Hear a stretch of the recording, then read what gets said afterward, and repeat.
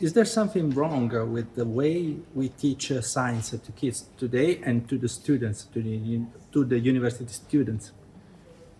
Uh, I think my group and number of others are doing research on the teaching of university students, and we do find that there are really much more effective ways to to teach, and we measure much more learning using different methods than the standard lecture that's used in most science courses.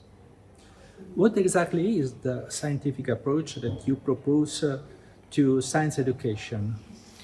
So the, I mean, our research says lots of different things are important, but to give sort of the brief summary, the things that we see are most important is rather than the students just passively listening to somebody telling them information, like happens in a regular lecture. Instead, the students are practicing thinking. They're being given problems that they're working in small groups to figure out on their own and practicing that thinking.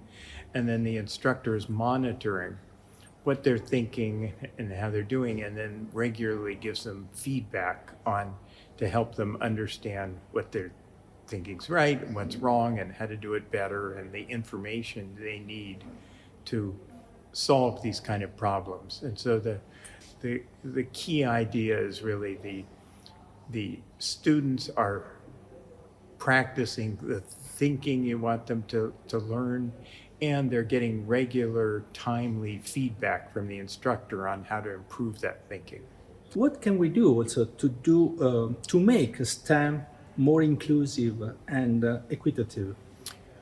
Uh, th- that's a really hard question. I mean, it's one that we and many people are worrying about how to improve, but I wish I could give you a simple answer on how to fix it, but I don't think we know. We know a lot of things that we need to worry about. We need to pay attention to times when we have unintentional discrimination and biases against different groups of students that discourage them from pursuing STEM. Uh, but there's also sort of bigger issues about messages that society sends that also interfere with making, STEM more inclusive. What is also the role of the new technologies like language creator generator like ChatGPT in the STEM teaching?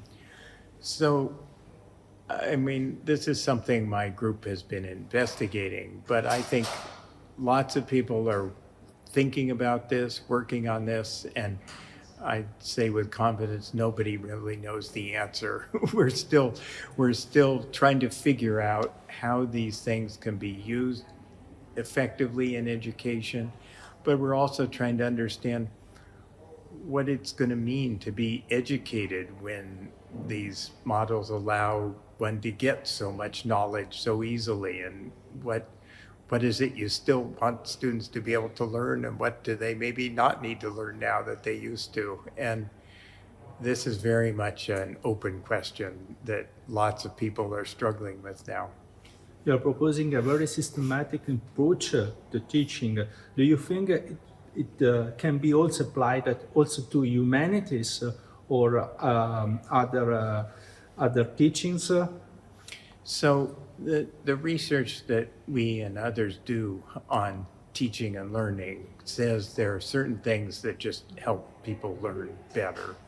And so I'm pretty confident that it would apply to humanities, but we don't have anything like the kind of data we have from STEM courses where we try different ways of teaching and we really measure student learning and we show that these methods improve. We don't have those for other disciplines. We have a little bit for the social sciences and essentially none for the humanities. So I'm pretty sure that that would be better there, but we don't have the data to prove it. In conclusion, teaching is a science or is a art?